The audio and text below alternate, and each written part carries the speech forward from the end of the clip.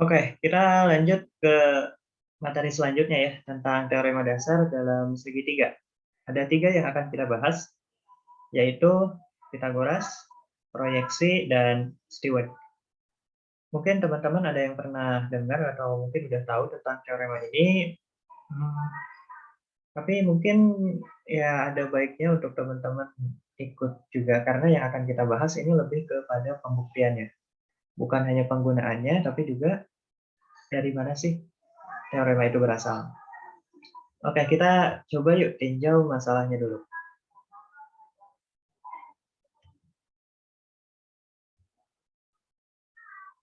Diberikan segitiga ABC yang siku-siku di B. Oke, kita gambar dengan AB-nya 8 dan BC-nya adalah 12. Tentukan panjang AC. Ya, oke ya. Kita tahu. Mungkin ini bisa diselesaikan menggunakan teorema Pythagoras.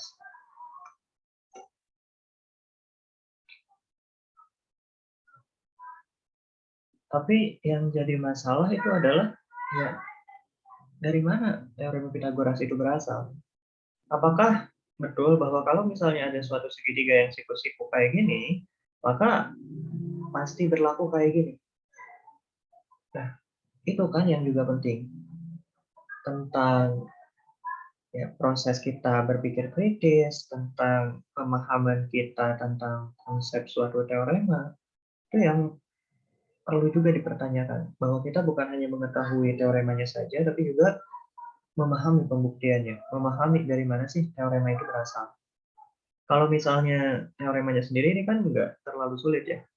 Kalau ada segitiga siku-siku di B, maka berlaku AB pangkat 2 tambah BC pangkat 2 sama dengan AC pangkat 2. Untuk pembuktiannya sendiri, kita konstruksi dulu titik D pada AC sehingga BD, garis BD itu tegak lurus dengan AC.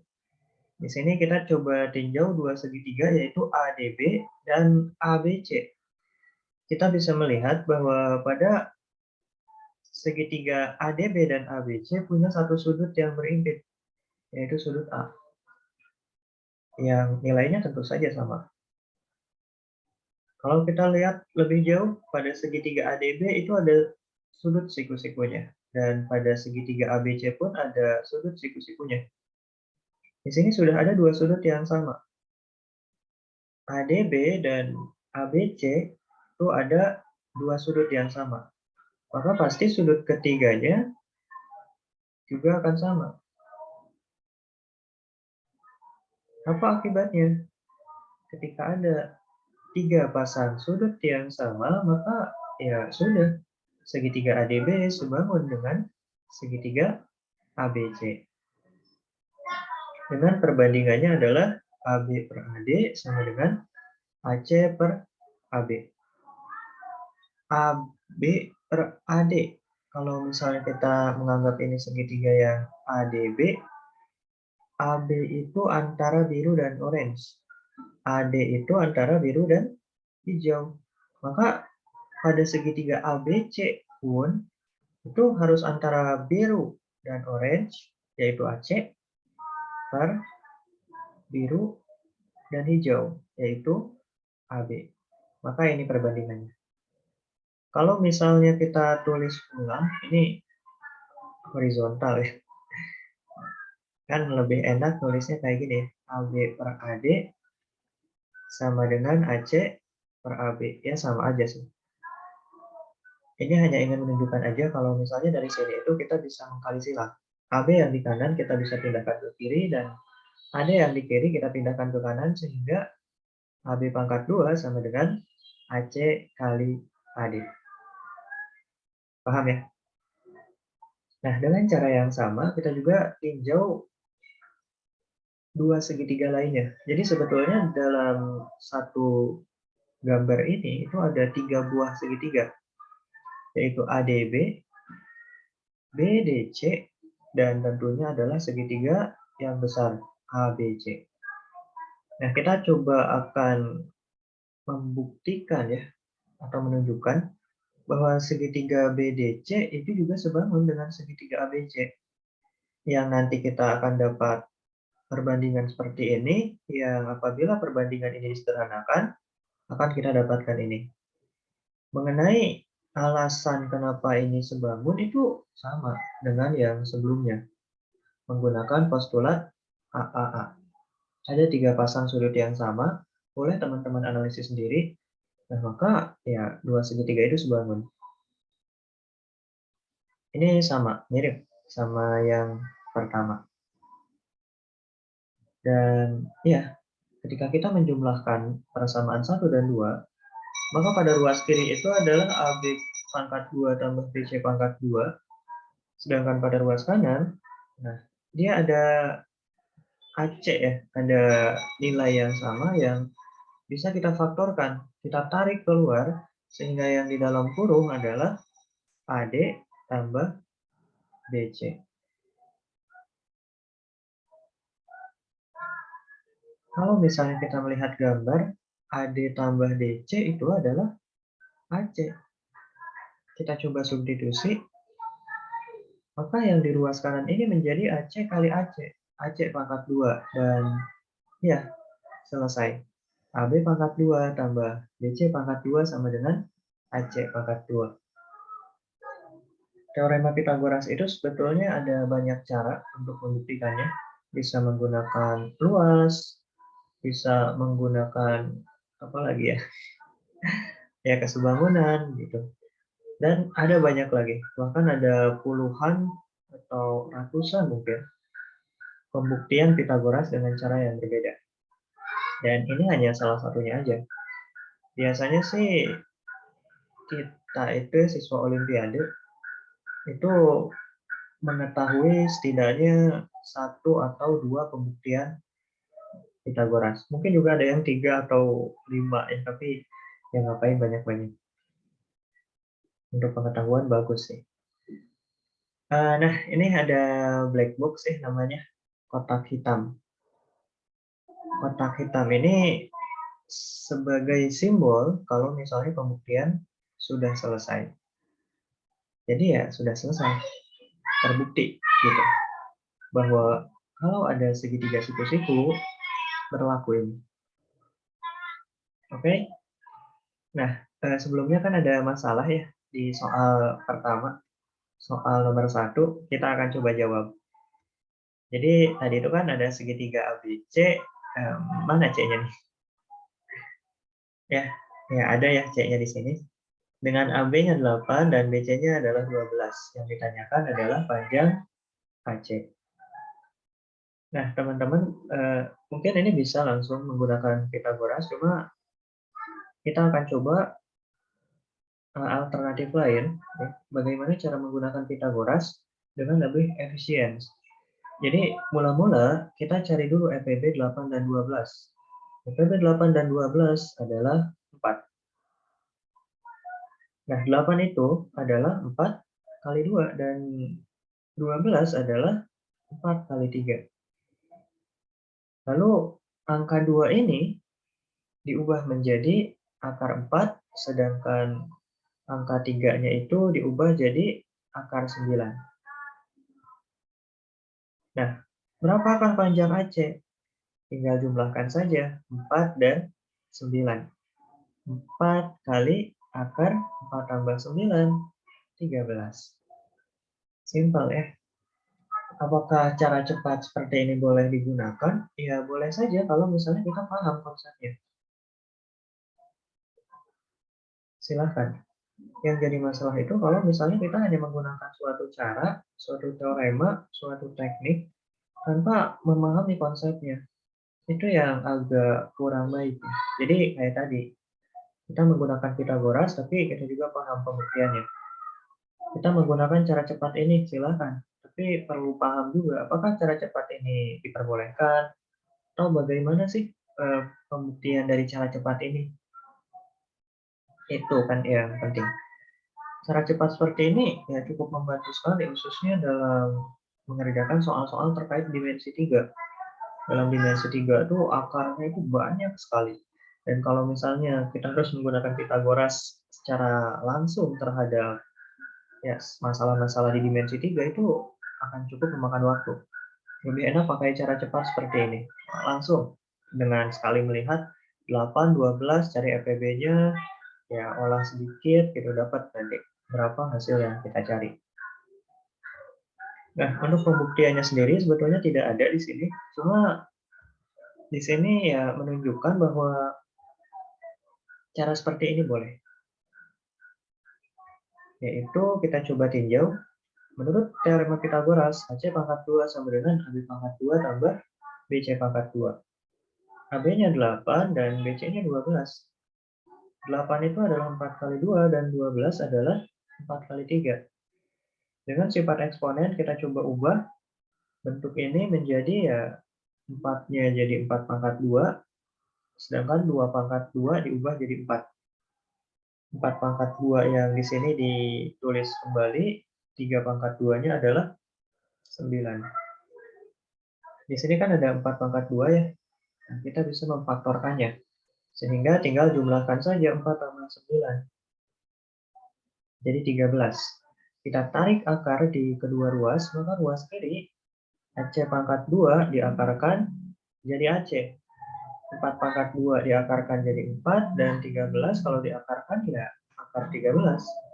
Sama ya, AC sama dengan akar 13. Ini memang bukan pembuktian secara umum, tapi ya menunjukkan lah ya, bahwa teknik seperti ini tuh boleh. Oke, ini Pitagoras. Kita lanjut ke teorema yang selanjutnya, yaitu proyeksi. Kita coba pahami dulu masalah proyeksi itu apa sih. Jadi kalau misalnya diberikan suatu segitiga ABC yang semua sisi-sisinya diketahui, AB, AC, BC, semuanya diketahui, dan lalu ada suatu titik D yang disebut sebagai titik proyeksi, titik D pada BC sehingga AD tegak lurus BC. Tentukan panjang BD. Nah, untuk mencari panjang BD inilah kita menggunakan rumus proyeksi. Kenapa sih dinamakan proyeksi? Mungkin proyeksi itu bisa diartikan sebagai bayangan. Jadi titik D itu adalah bayangan dari titik A. Kalau ada matahari di atas, ini bendanya, ya bayangannya adalah D. Kalau misalnya bendanya adalah AB, terus alasnya adalah BC, maka bayangannya adalah BD. Ya, ada benda, ini alasnya, disinari dari atas. Ya udah, akan terbentuk bayangan, yaitu BD. Nah, BD inilah yang disebut sebagai bayangan AB terhadap BC. Atau karena bayangan itu terlalu ya kurang menarik gitu. Makanya ya udah ganti aja biar lebih keren. Istilah bayangannya diganti dengan proyeksi. Jadi apa itu proyeksi AB terhadap BC? Ya, BD. Nah, gimana cara mencari BD? Ini rumusnya. Rumusnya agak panjang, tapi sebetulnya ini kan terdiri dari dua bagian, ada pembilang dan penyebut. Kalau dilihat ya keunikan dari masing-masing pembilang dan penyebut, itu ini nggak terlalu sulit untuk dihafal. Pada pembilang misalnya, ini semuanya dikuadratkan, tapi ada yang positif, ada yang negatif. Nah bisa dilihat, kenapa sih, atau yang positif itu ciri-cirinya apa? Yang negatif ciri-cirinya apa? Di sini kan AB dan BC positif. AB dan BC. AB dan BC. Kalau kita lihat, AB dan BC itu adalah sisi yang dekat dengan BD. Sisi yang dekat dengan proyeksinya. Oh, berarti yang dekat dengan proyeksi positif. Sedangkan AC yang jauh dari proyeksinya itu negatif. Nah, kan dengan menghafal seperti itu lebih mudah untuk dihafal. Ya lebih mudah untuk diingat. Itu pembilangnya. Sedangkan penyebutnya adalah 2 kali BC, di mana BC adalah alasnya tadi. Ya, simpel kan? Nah, ini teoremanya. Nah, pembuktiannya gimana? Untuk pembuktiannya sendiri sebetulnya simpel. Kita menggunakan Pitagoras sebanyak 2 kali untuk membuktikannya. Ini boleh teman-teman coba pahami ya, hanya 6 baris. Kalau misalnya butuh waktu boleh di pause dulu. Kayaknya kita nggak akan banyak membahas tentang pembuktian ini. Karena ya sebetulnya dibaca juga ini bisa kok paham. Oke, mengenai penggunaannya pun ya tidak sulit. Kita sudah tahu teoremanya. Dan ya tinggal substitusi saja angka-angkanya. AB, BC, AC, dan BC ya sudah diketahui semuanya. Kita substitusi, sederhanakan, sederhanakan, didapatlah 19/5. Nggak sulit kan? Hal menarik lain dari proyeksi itu adalah kalau misalnya ada suatu segitiga dengan panjang 5, 7, dan 10, lalu ditanyakan berapa luas dari segitiga itu. Luas itu kan rumusnya setengah kali alas kali tinggi. Nah, ini nggak ada tingginya. Alasnya ada, banyak bahkan. 10 bisa dijadikan alas. Yang 5 pun ini, sisi ini bisa juga dijadikan alas. Nah, yang jadi masalah tingginya nggak ada. Di sini proyeksi bisa membantu. Jadi, untuk mencari tingginya itu, ya kita boleh cari dulu proyeksinya. Panjang BD-nya berapa? Kalau panjang BD-nya dapat, berarti kan dengan Pitagoras, ini siku-siku nih ingat. Dengan Pitagoras berarti AD-nya juga dapat. AD itu kan tingginya. Dan ya udah kalau ada alas, ada tinggi, kita bisa menghitung luasnya. Jadi ya teorema proyeksi ini juga berperan untuk mencari luas suatu segitiga yang hanya diketahui panjang ketiga sisinya saja. Oke, nah selanjutnya ke teorema Stewart. Apa sih masalah dari soal ya, masalah yang terkait dengan Stewart? Jadi kalau misalnya ada suatu segitiga ABC yang kayak gini, dengan AB, AC, BD, DC semuanya diketahui, lalu ditanyakan AD-nya berapa. Nah, masalah yang seperti ini bisa diselesaikan dengan Stewart. Agak panjang sih, tapi kalau misalnya kita menghafalnya kayak tadi ya, yang proyeksi, kita bagi dulu pembilang dan penyebutnya. Pada pembilangnya ini ada yang positif dan ada yang negatif, kita analisis ciri-cirinya. Nanti ya bisa lah, walaupun memang agak panjang, tapi ya bisa untuk dihafal. Nggak sulit kok. Untuk penggunaannya juga ya, kalau udah hafal mah tinggal substitusi aja angka-angkanya. Nanti dapat AD kuadratnya berapa, ya untuk mencari AD-nya kan tinggal diakarkan saja. Mengenai pembuktiannya sendiri sebetulnya Stewart nggak terlalu sulit. Stewart itu dapat dibuktikan menggunakan proyeksi sebanyak 2 kali. Oh ya, awalannya mungkin kita membuat garis bantu dulu. Garis bantu AE yang tegak lurus dengan BC. Kita buat garis bantu, lalu tinjau segitiga ABC dan ABD. Kita gunakan proyeksi 2 kali. Pada ABC kita gunakan proyeksi. Pada ABD pun kita gunakan proyeksi. Kedua persamaan ini kita olah. Lalu kita sederhanakan dan nanti dapat teorema Stewart. Ini kalau udah dari proyeksi, ya ini kan luas kirinya sama. Maka yang luas kanannya pun akan sama. Diperolehlah hal ini. Nah, untuk mencari AD kuadratnya berapa, ini kan AD kuadratnya negatif ya. Ya udah, AD kuadrat ini pindahkan ke ruas kiri, semua yang di ruas kiri pindahkan ke ruas kanan. Selesai. Memang agak panjang sih, karena ini ribet ya. Untuk AD kuadrat ini pindah kan nggak bisa langsung tiba-tiba pindah. Ini 2 BD-nya harus dipindahkan dulu, ya. Harus ke sana, ke sini, ribet mungkin. Dan ya mungkin juga ada proses pemfaktoran, penyederhanaan, dan lain sebagainya. Tapi ya walau panjang, sebetulnya nggak terlalu sulit. Kalau teman-teman mau coba silahkan. Dari sini sampai ke sini itu ya gimana caranya. Tapi yang mau mengetahui langkah-langkahnya aja ya boleh juga sih. Cukup tahu kalau oh Steward itu bisa digunakan dengan bisa dibuktikan dengan proyeksi 2 kali, lalu diolah, lalu disederhanakan dan selesai. Kalau udah tahu pembuktiannya ya tinggal kita gunakan.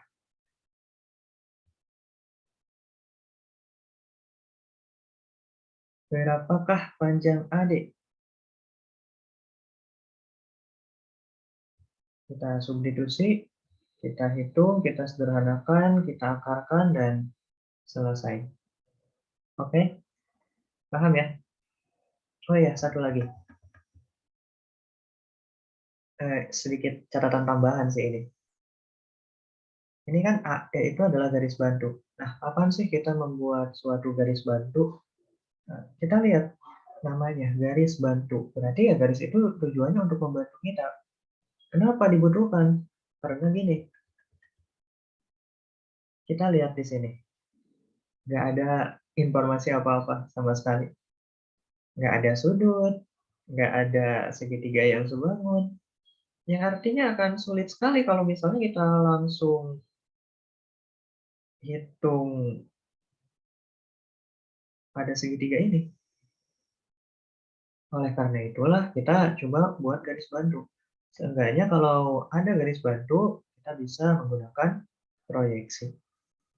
Gitu. Oh, satu lagi deh. Terakhir, yang menarik adalah dalam matematika ada yang namanya